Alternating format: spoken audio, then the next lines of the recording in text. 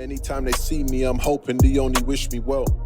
Welcome back to another episode of the Big Figure Show, where it's all about celebrating greatness and giving people their flowers while they can still smell them. So today, I have another special guest who is an absolute G, when it comes to kicking football. Yeah, I consider him a good friend of mine. He's played for Bolton. He's played for Liverpool as a youth. He's played for Birmingham City, Leicester City, Crystal Palace, Blackburn. The list goes on. Yeah, so he's an absolute G. And without further ado, I'd love to welcome my good friend, Neil Dans. Thanks for having me, brother. No worries. How are you? I'm good. I can't complain. Life's good. Turned the big 40. Big 40. This year. Congratulations. I can't complain. No, good. Yeah. So as you know, the show's about celebrating greatness and talking about people's journeys and discussing what it takes to get there. So before we get into all that, for people that don't know who Neil Dans is, who is Neil Dans? Neil Dans is just a boy born and raised Liverpool, Toxteth. Had a great upbringing, great friends. Some people may say the area would have had a negative effect on me, but I see it as all positive. Good people, good life lessons that stand you in good stead, because as we know, the world's not an easy place, and I think growing up where I grew up definitely helped me on that road. Yeah. So being from Toxteth, we're both from Toxteth, right? Yeah. And we know what comes with being from Toxteth. Well, like you said, it's all positives, but not everyone sees all the positives. Now, where you said that's influenced you in a positive way, how? Like I said, these tests from early doors, coming from the area, there's always temptations and other things going on. But it quickly, if you take the lessons well, it quickly learns you about discipline, about loyalty, so many things that are involved, and I feel that shaped me as a person. Like I say, still playing football at 40, you can put that down to discipline. Still going at 40. Still going at 40, you can definitely put that down to discipline. Got a good set of friends, you can put that down to loyalty, and being true to myself. Yeah.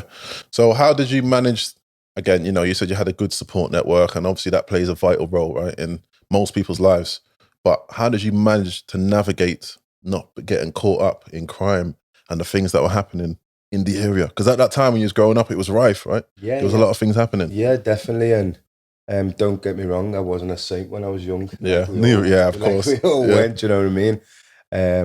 But I think having a good support network, me mum, my dad was pretty strict, had me in at certain times. Had to be in at 9 o'clock on a dot if I was late.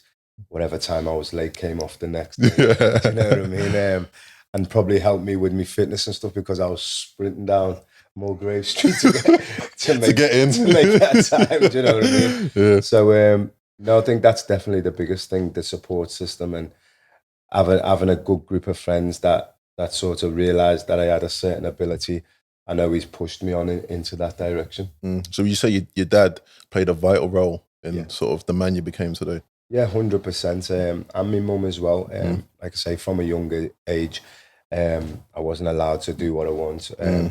Was only allowed to play in the street up until a certain age, obviously till I got to senior school and that. But they always knew where I was.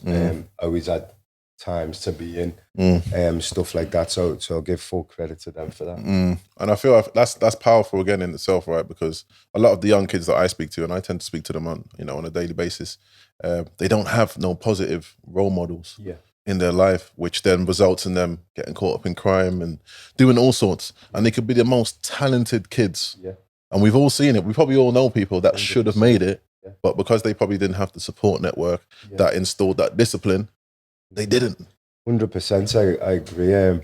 I've got so many names that I could reel off from playing around the area, playing in school, that all had just as much as talent as me. Like I say, things happen in life. People go down different pathways. But I think it's just, you're lucky and blessed if you do have that support system. And I wouldn't just put it down to me parents. There's some great people in them areas, you know, You look at the community centres, the Methodist, the Unity. The Methodist was seen a lot of ballers come through there. Ballers, the Rods, which just down the road.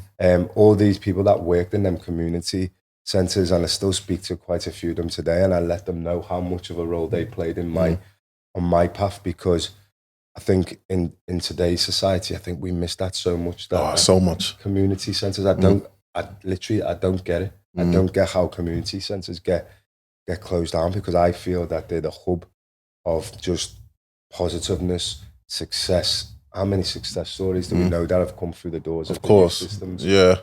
It's powerful. So again, as we know, every kid that I speak to, even growing up, wants to become a footballer. That's like the ultimate goal, right? To become a footballer. And you've achieved that. Now, what separated you from all these millions of other kids from all around the world? Not just from Liverpool, all around the world. You're competing against all them. What separated you from them? It's a tough question, because I'm one of them people. I'm so grateful just for everything in life.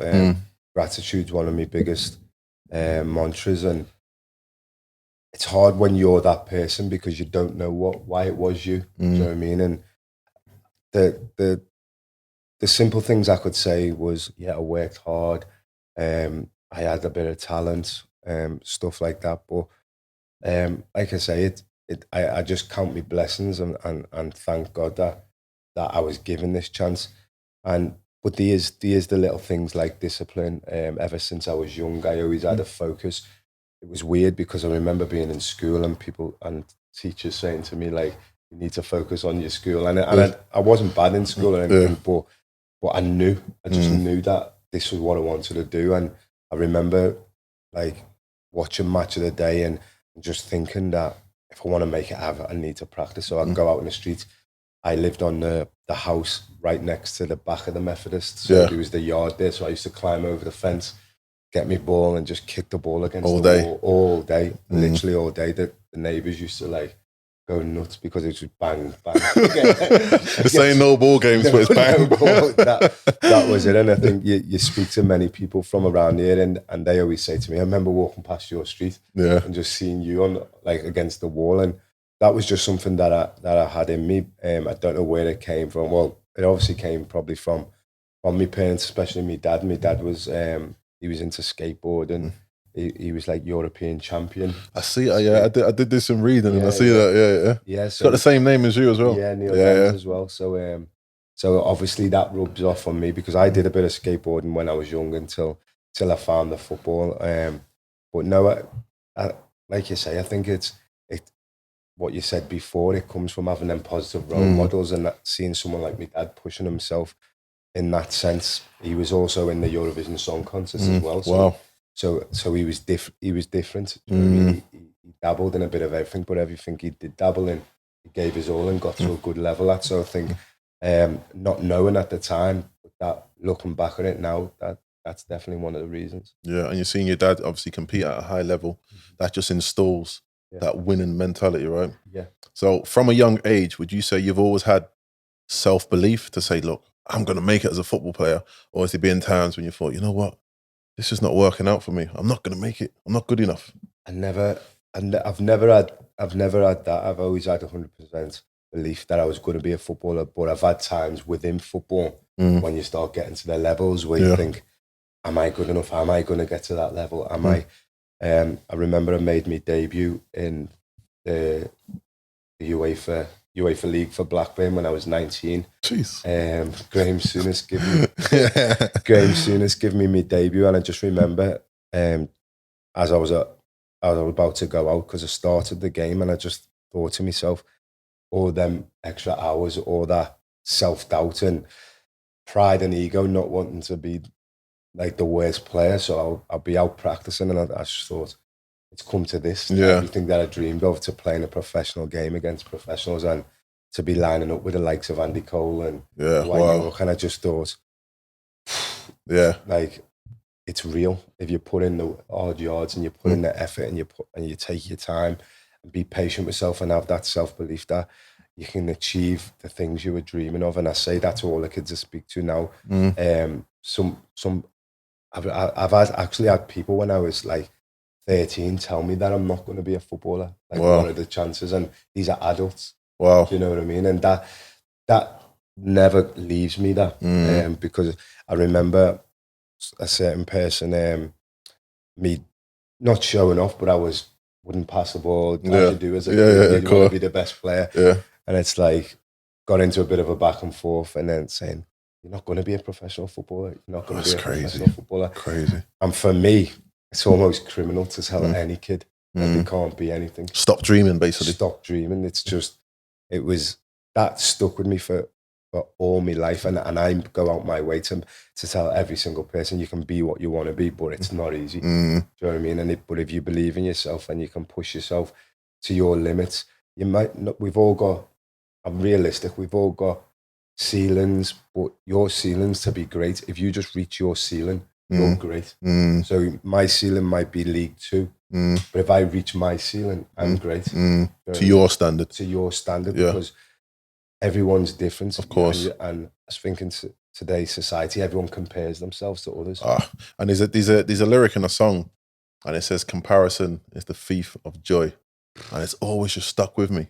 Because, I can compare my life to yours and say to myself, my life's not good enough because I see you living yours. Exactly. But without realizing I've got blessings all in front of me, all around me. And the biggest thing, people think that blessings are materialistic things. These someone worth 10 million who thinks he's successful, and then he's at Elon Musk. Well, you're going to tell me you should never be happy until he gets to Elon Musk.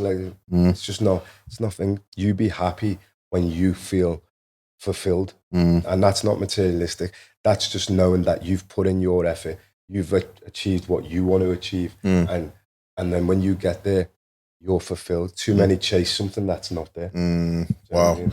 And so going back to what you said about making your debut at Blackburn at 19, is that the time when you realized, like, it's real now? Like, it become a reality? Me becoming a footballer, it becomes a reality? Yeah, 100%. I remember after the game, I got man of the match. And on your debut? On my debut, I got man of the match. And I remember the next day was just surreal. I was just like, I've waited my whole life for that. And then I think that was on the Tuesday. And then, because I'd never been involved in the first team squad up until that point, and I just got a call off Graham. Dean Saunders was the assistant at the time, saying, you're starting in the game. And I just thought, wow, how has it come to this? And then the game went, and then the Thursday, Friday, then I was told, are you going to be involved again on the Saturday, which is the Premier League? And then I was like, wow. And it was against Leeds when they had Rio Ferdinand, Robbie Fowler, Q, all the big dogs, Paducah. And I just thought, I'm going to be part of a Premier League match day squad. And then I was on the bench for that, and then he brought me on for the last 10 minutes. We beat Leeds 1-0, and I just thought, this is a movie to me. It's levels. And especially, where we come from, it's like, you've got that dream, but is it ever going to happen? Is it ever going to happen to me? That's what I'm saying. And like I said, being from Toxteth, bro, to come on at 19 to make your debut as a professional footballer, bro, the whole of Toxteth must have been just super proud. Even myself sitting here with you now, I was saying before, like, it's very rare to have people like yourself that comes from where we come from and make it to the highest level. Like, it's very rare, bro. And I don't feel people get enough credit for that. And, people say, look, Neil, I'm proud of you, bro. Like, what you've done is powerful. And you're also inspiring the next generation.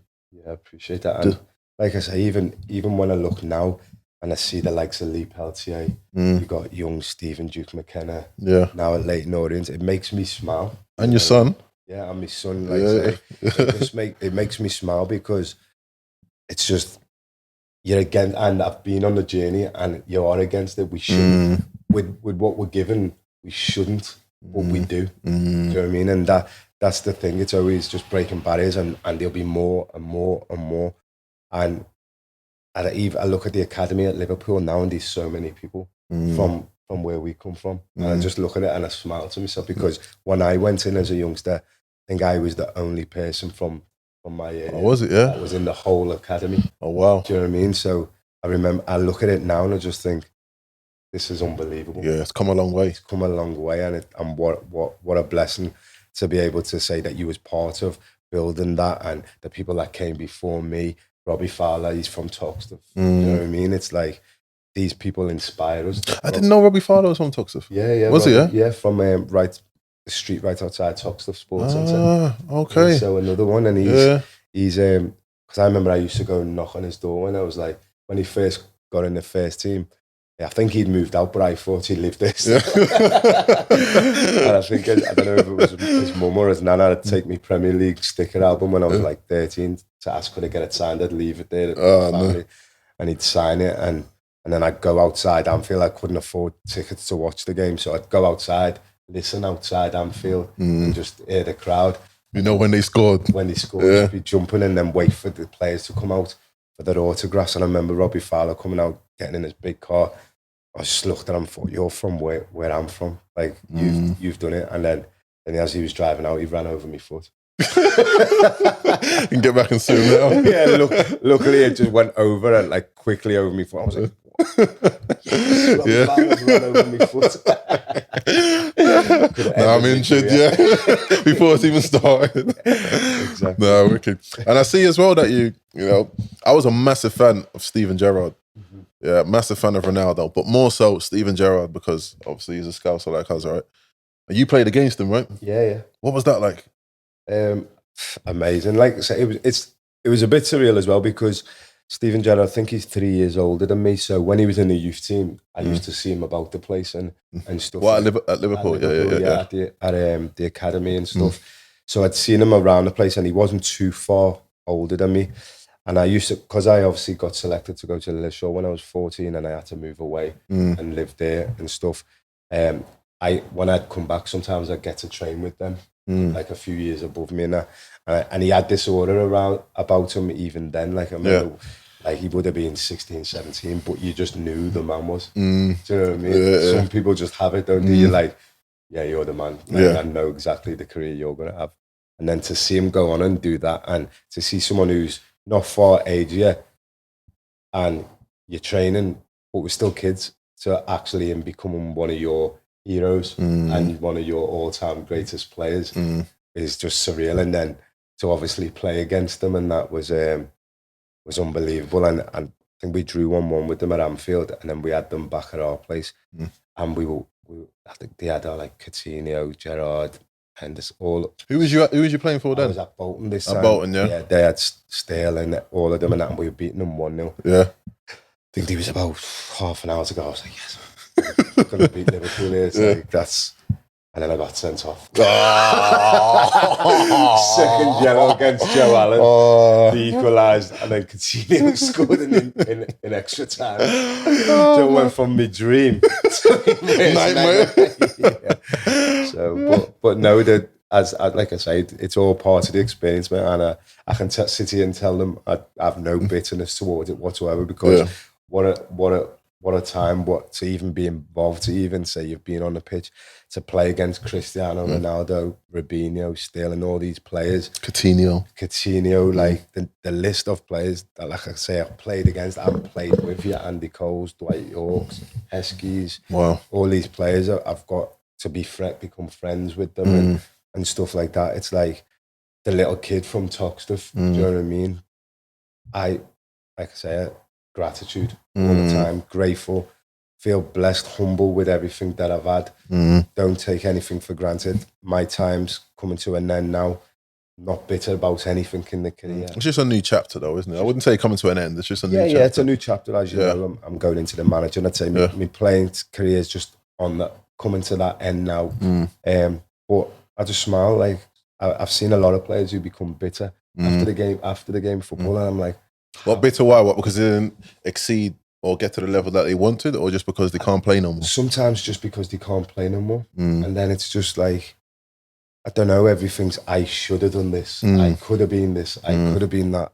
If I would have done this. And for me, I'm just like, I did what I did. And I'm grateful for it. And that's as simple as I got to live out something that many people dream of. And I'm fortunate, like I said before, humble about it, that I had that chance. And what a great time it was. You know, and talking about, you know, your career coming to an end. If you made your debut at 19, you're now 40, that's 21 years.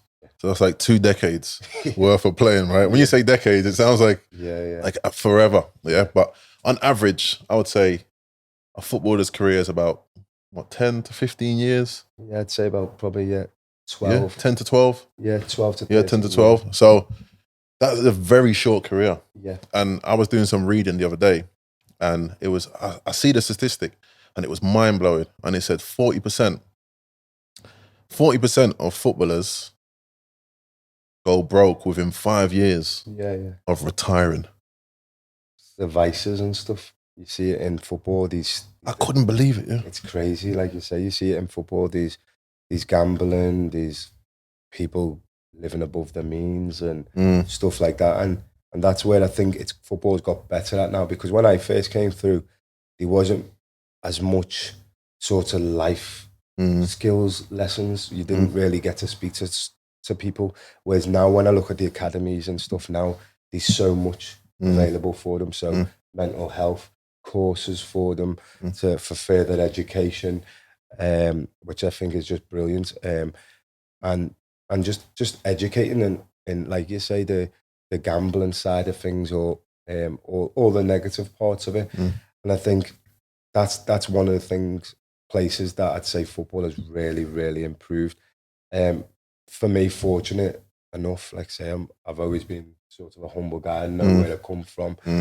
Don't go above and beyond. For me, everything's just gone sort of smoothly, and like I say, I'm in the transition now where I'm moving. I've obviously been manager of Macclesfield. I think if we win on Saturday, I've been manager for 6 months. If we win on Saturday, we win the league and stuff now. So it's another new challenge for me, and one that I say again, grateful for. I think the reason why that stat is so high, I knew it was high, but I didn't realize it was that high. 40% is a lot. 40%. 40%. Way too so much.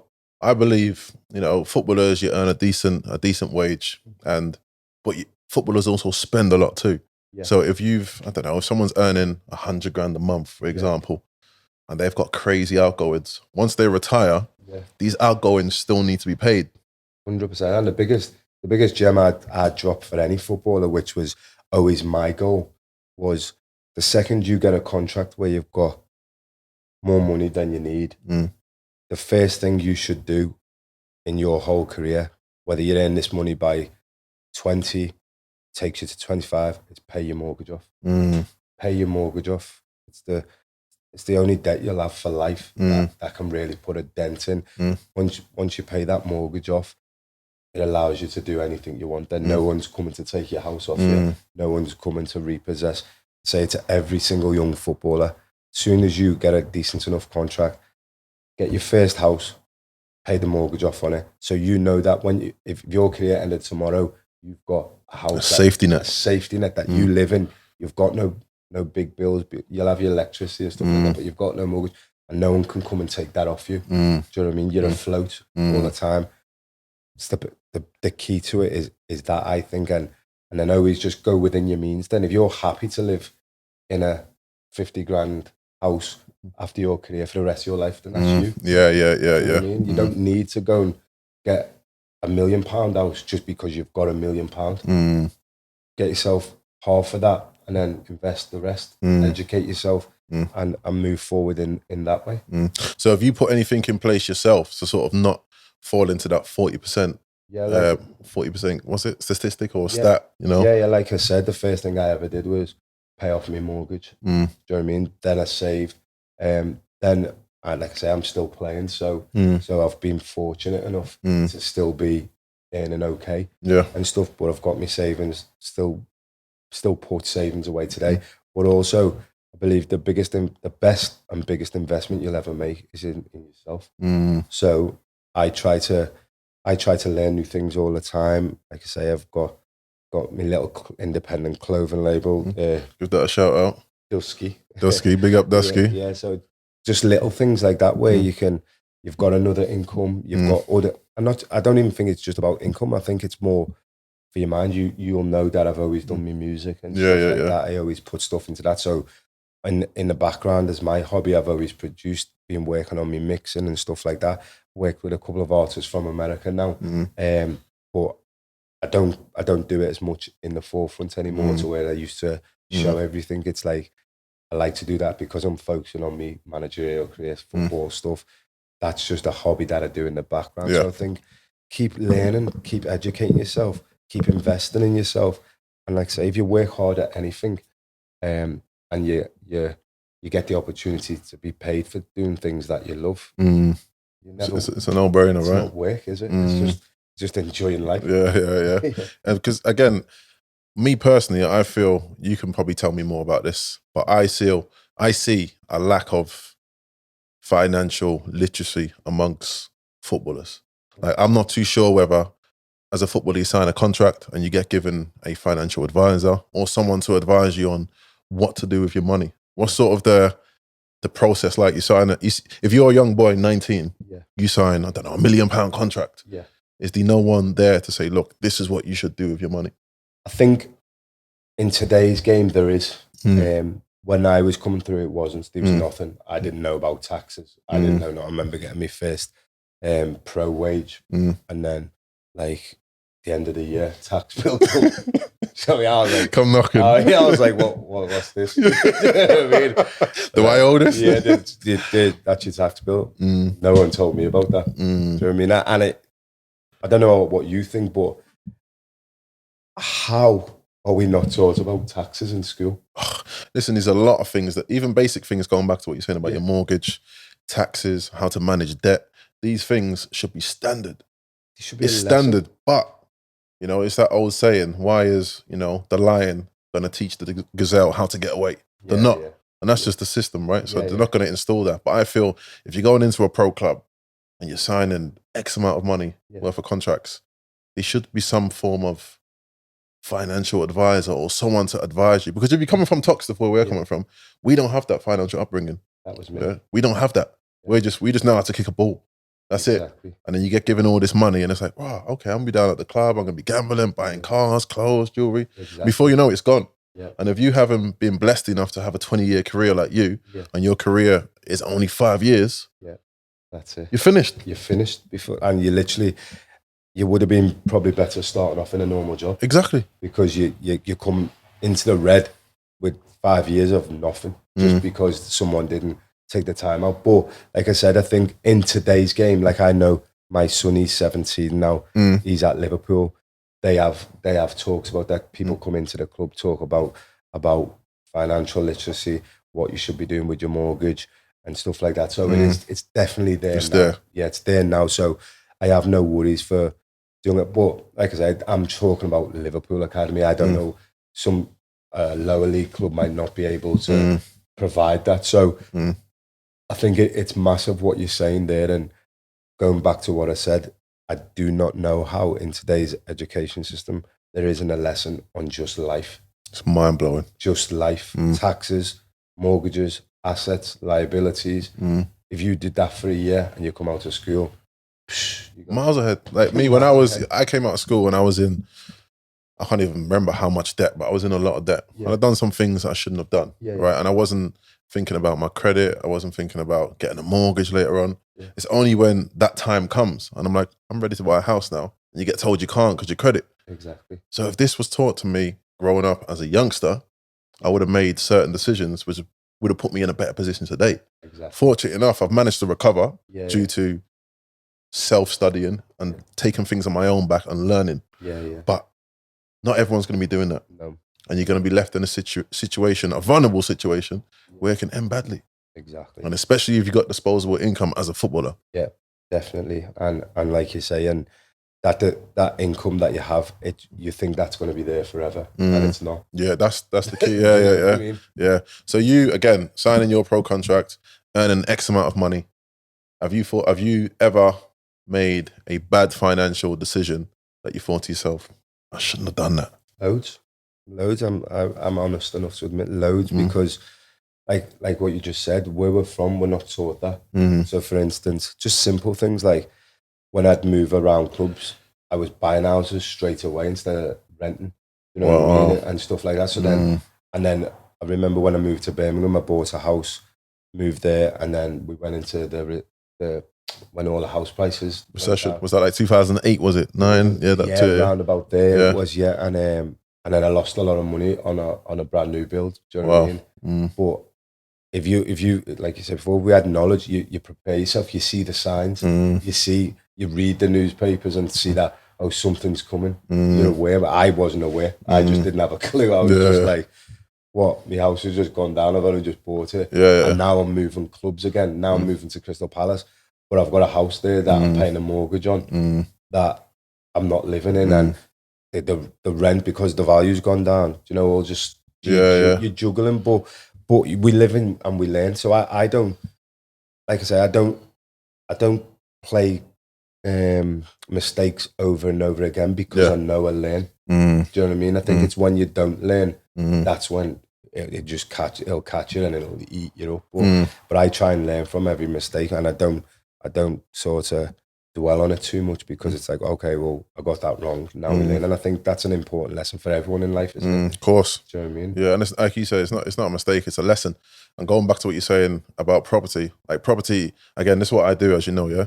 But property is a very forgiving market, meaning you can make mistakes in property, but over the long term, it will redeem itself. And which I feel not a lot of people know that. So, you know, you might have bought a property during the recession, or the recession happened and your property plummeted and you thought, I've lost all that money. I should have held on to it. Exactly. And having someone like you to tell me that, then would have been perfect. But I panicked and thought, I've lost this X amount of money. I need to sell it. I need to get rid of it because it's going to go down and down. It'll never come back up. But at that time, I think I was 23. Do you know what I mean? I had only ever had like one property before that, which was a flat that I bought. And to be fair, that was good for me. I bought that. I think I got a brand new building. Them days it was like 70 or something, and it went up within 4 months. So I made what I lost. I'd made. So it offset itself, basically. It offsets itself in the end, but it could have been more. But if having someone like you around, and that's why when I see your stuff that you do on your Instagram and that, I love it, because I'm like, so many kids will be watching that, and you're giving them lessons that we don't get in school, and that if you're not fortunate enough to have people around you that do have that knowledge, you can go on Instagram and see someone like yourself. Yeah, and that's why I do it. And I just put it out there for free, because it's information, right? And information is the new currency. 100%. So you have to use information, and there's enough out there. There's enough wrong information out there, but there's also enough right information.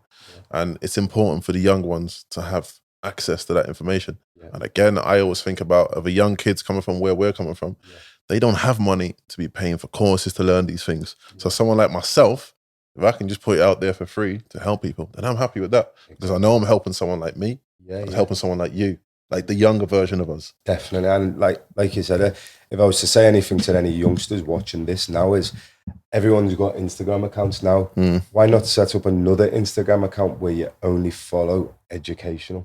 Wow. And that's it. Just follow on that account, only educational, and scroll through that a few times instead of watching memes and jokes, there's nothing wrong with that. I enjoy watching the things we share around, but have one Instagram that is just educational and go on that for half an hour a day.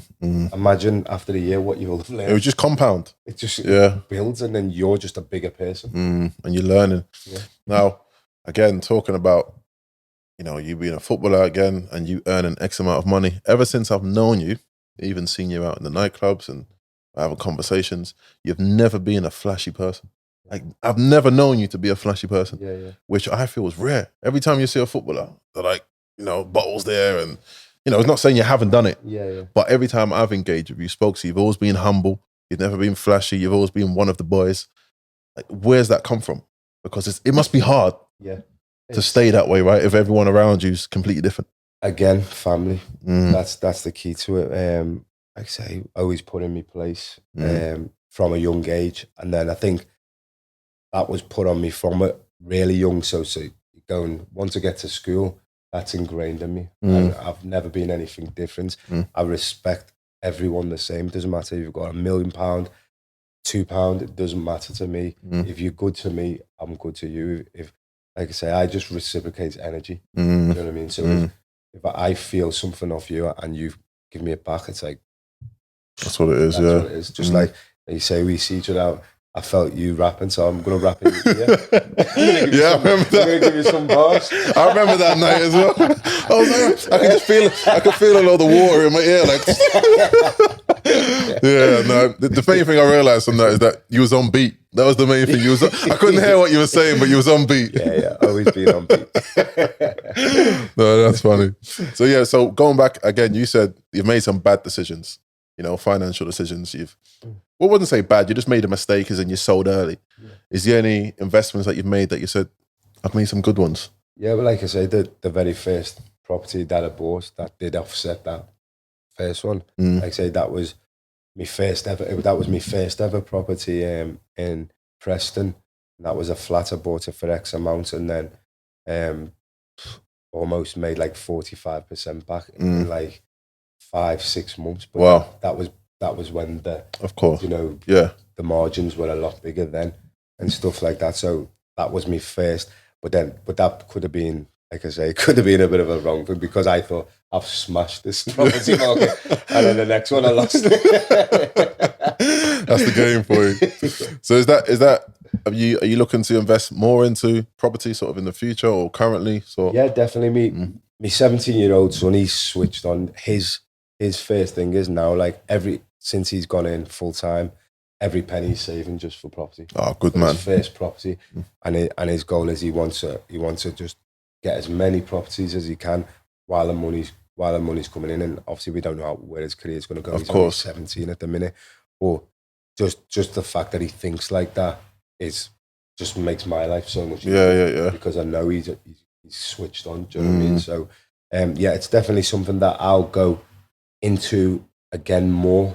But at the minute in time, these are the things that I'm focusing on in terms of business-wise, like say my clothes and stuff. Just doing another venture at the minute. So these are the things that just I enjoy more. They're still profitable, and the business, like, but I enjoy them. So I want to. My thing in my life is I always want to do things that I enjoy. You know what I mean? But I do them smartly. I'm not just going to go and throw money and lose money and stuff. Yeah. It has to be planning, research, and that's for everyone. Plan, research, and then put it into practice. And that's what I'm doing with some of the things that I'm interested in at the moment. But they're just side things. Like I say, I'm fortunate enough to still be playing football, and I'm managing at the minute. So my focus is fully on that. Yeah. But I have my little side hobbies. Like I say, you have to. I'm the sort of person that likes to keep busy with so many different things. Yeah. No, good. So what's the transition been like? So you've been playing football for 21 years. Again, you're playing as a team, and now to be managing. Yeah. What's that transition been like? Has it been easy? Yeah, it's been brilliant, to be fair, and I give all credit to the team that I'm managing, because obviously I've played in that team and still playing within that team. But when I transitioned, it's like they've shown me sort of the understanding that I can't be the same person in terms of, well, I'll give you an example. The first talk I had with them when I did take the job was, look, people are going to say that I've changed in a sense, because obviously I'm going to have to drop people. I'm not going to be able to play certain people. I said, well, I am going to change. I have to change. That's part of the job. I can't be completely this. I said, but the one thing is, this is football. I'll never change as a person out of football, and you all know me as a person out of football. So I'm going to have to make some decisions within this bubble of football that you might not like, and you might disagree with me. You might fall out with me because we're in this bubble. But soon as that football bit is done and we walk, get changed, I'm the same person. So I mean, I'll always be honest. I'll always be as helpful as I can be. And I think once they realise quickly that that's just what it is, but you're honest and you want the best for them, then I think they've respected that. And like I say, we've played 18 games since taking over. We're 18 unbeaten. Oh, wow. And we can win the league on Saturday. So it's been an amazing. So when you was playing football, did you know that's what the next step of your journey was going to be a manager, or was that just happen like organically? I thought I'd do a bit of coaching and stuff first, because I've worked with some of the young lads at Liverpool Academy coaching and stuff like that. But then the owners of the club just felt that I was right for the job, and I wasn't expecting it. So it's not like I was expecting it. They just they'd sacked the previous manager and then said, "Look, we think we've seen what you like with the lads. Yeah. We've seen your sort of qualities, and we think you'd be good at this. So have a go at it." And they give me it on an interim basis. So basically like a trial period. Like for the season, like to play out the season? No, just for 5 games. Okay, Give wow. me it for 5 games, and we won all the games. And then he was like, "Look, we're going to give you it full time now." I was like, "Cool." So you manage him full time, yeah? Yeah. Oh, congrats, man. Yeah. So they give me and my assistant manager, and then we've gone on, like I say, on a run now of 8. We haven't been beat since we've took over, and 1 game away from winning the league now. So it's been unbelievable, and once again, just grateful for the opportunity and grateful for the players and the staff around me, because trust me, it's not just me. A manager's a title, but for me, there's so much more to that, and every single person that I work with, they're all part of that. So what would you say the transferable skills was from being a footballer to then take those same skills that you learned playing on the pitch and being whatever character you was to then transferring that into the managerial role? But I think in terms of, if you're looking tactical and technical, that's just an individual thing. Everyone's got their own opinions and ideas. Yeah. But for me, in the modern day football, I think you see it with the likes of Pep Guardiola and Jurgen Klopp. I like to think that I possess a certain man management skills, and that's just, sometimes you can look too deep into it. Sometimes it literally is just the person you are. Because if you're a good person, you work hard, you're doing everything that you're supposed to be, doing it right, and you're setting standards. But on top of that, you're a person that people get on with, respect. They'll run through brick walls for you. Do you know what I mean? Whereas if you're a manager that's screaming, shouting, and the players are looking at you like, half the time they don't even like going to training. So you're not going to get the best out of them. You know what I mean? So I just make it a point just to be me. And like I say, all the staff that I work with, they're all great people. They're all brilliant as well. So every day we come to training, it's positive energy. We know we're here to work really hard, but we want you to enjoy working hard. What's the point in working hard and not enjoying it? Yeah, of course. Anytime I used to see, teams having problems with managers, and a team could be on a losing streak and they're blaming the manager, and I didn't realize how a manager's behavior, how they treat the players, can impact the whole team. Yeah. Do you know what I mean? Which is powerful, because like you're saying, you've got a great relationship with your team, with the staff, so they'll run through brick walls for you. Yeah. You know what I mean? But I didn't even think about that. I just thought, how can one man get blamed for 11 players? Yeah. It just sounded bizarre, but when you broke it down, how you broke it down, it makes sense. Yeah, it's a big, like I said, it's more to it than not. If it's like, I think the saying is, you're only as good as your weakest link. Yeah. Do you know what I mean? So you want every single person in your team, your staff, your everything, to be the same standards, the same energy, the same effort, because that's the only way you can truly reflect yourself. You know what I mean? Because if the team's playing with no energy, with like looks uninterested, then 9 times out of 10 you're probably thinking, where does that personality? Yeah. And then you look at the manager, don't you? But if they're playing vibrant, energy, running everywhere, enjoying, expressing themselves, and then you look at the manager, he's obviously instilled that into the team. Yeah. So they play a vital role. Yeah. So if you had advice for your 16-year-old self, what would it be? Follow Big Figures Instagram. You heard it there. No, do you know what? Looking back now, it would 100% be everything that we've just spoke about on the financial literacy, having plans for when you get your money.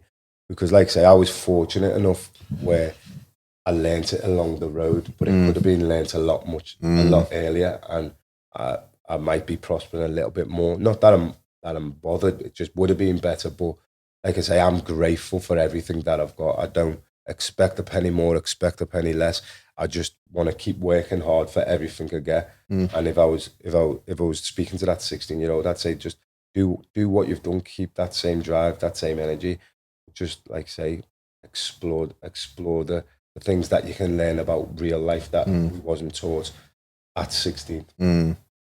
Brilliant. So what would you say your biggest fear in life is? Fear? Yeah. It's tough. I don't fear much, No? to be honest. I don't. Because I'm fulfilled, there's nothing to fear. And because I look at, like, I've got 3 kids now and they're all happy. That's my biggest fear. Sorry, my kids not being happy. I think that's any parent's biggest fear, is that the kids are not happy. And when I look at my kids now, I know they're happy. They're all thriving. They've all got the work ethic and stuff like that. So when I see that, I'm content. Do you know what I mean? And that, like, for me, obviously, we all want to be successful. We all want to make a little bit more money, but that's not what drives me. That sort of stuff. What drives me is peace. Just going home, sitting in the house, I'm thinking everything's fine. That does me. Seeing everyone around me happy, and, like I say, the most important people in my life, my kids. No, powerful. And as parents, we're always telling our kids that anything's possible. You can do anything in the world. But I also feel it's important to lead by example, which I feel you've done extremely well, because anything's possible. You've chased your dreams and you've achieved it. So now you're living proof of that to your kids, to say, look, if you work hard, this is what you can accomplish. And I feel that's what a lot of adults need to take on board. You can't be telling your child that anything is possible, but you're not chasing your dreams. Yeah. It's being a bit of a hypocrite. So hats off to you and fair play to you for doing it. Well, me son, me 70, he'd be laughing when he sees this, because he's the one who's like, Dad, when you got your first Pro, why didn't you buy it? And I'm like, I didn't have me as a dad. You're lucky. He goes, no, I learned myself. Yeah. All right, mate. Learn on the job. So who would you say the greatest person in your life is, and why? Greatest person in my life? I 100% can't answer that, because there's so many. I can't single one out. Do you know what I mean? Because, as you know, life's complicated, and you need so many elements to it, and so many people have added elements to it. Obviously, my parents, they've been massive for me. They give me the foundations. They were the backbone of me growing up and stuff like that. Then I've got my partner, who's given me my kids, raised me kids to every level that I expected to, in terms of work ethic, sort of.